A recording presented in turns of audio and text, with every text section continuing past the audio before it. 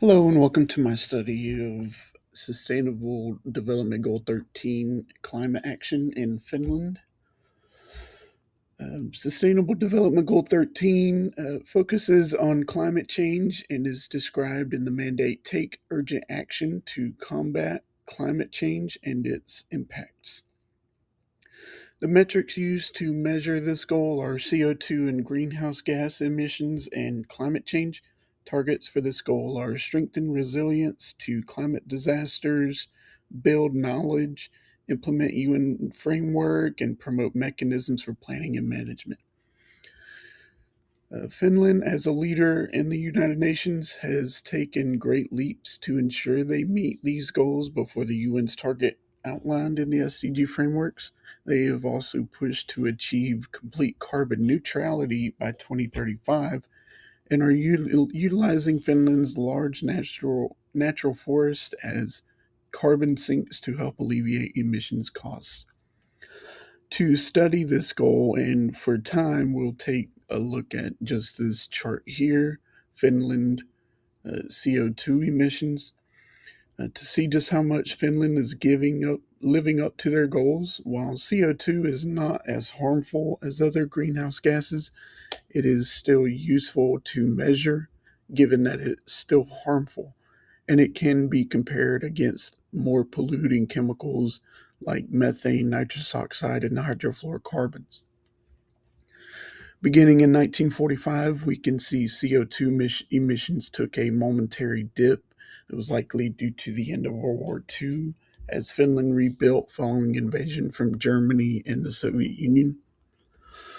Between 1945 and 1980, we see quite an uptick. CO2 emissions in Finland skyrocket, jumping from 0.17 metric tons per person all the way up to 12.17 metric tons per person.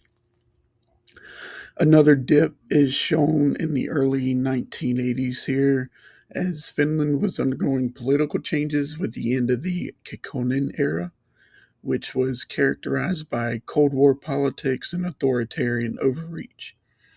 After 1984, CO2 emissions rises again and eventually hits its peak in 2003 at nearly 14 tons. Keep in mind that this is tons per person per year, and in 2003, Finland had a population of over 5 million people, meaning that the actual emissions was 65 million metric tons of CO2 in the course of 2003 alone.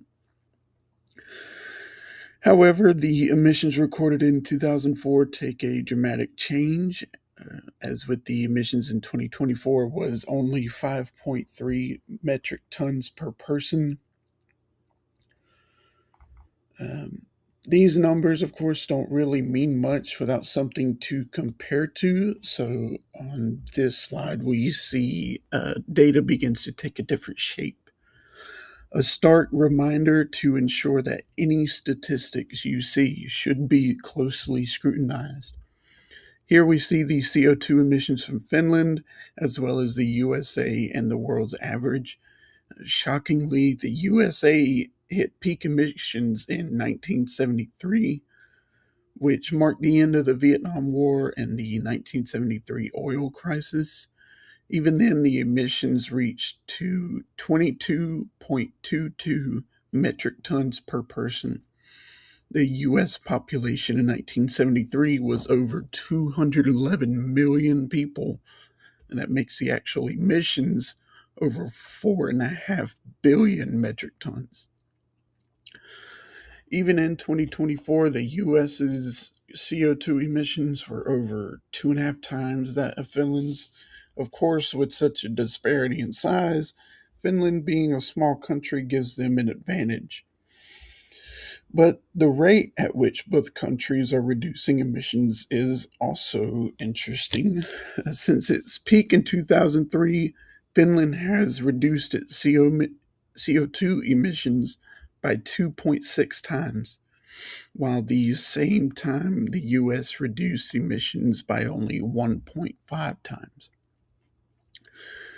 Through this depth in-depth look, we can see that Finland is taking great strides in meeting their 2035 goal of carbon neutrality as their emissions reaches the world's average. I highly recommend you go to ourworldindata.org, take a look at the other indicators for SDG 13, as the research there goes further in depth, showcasing the world's progress in building a sustainable future for generations to come. And let me know what you think in the comments.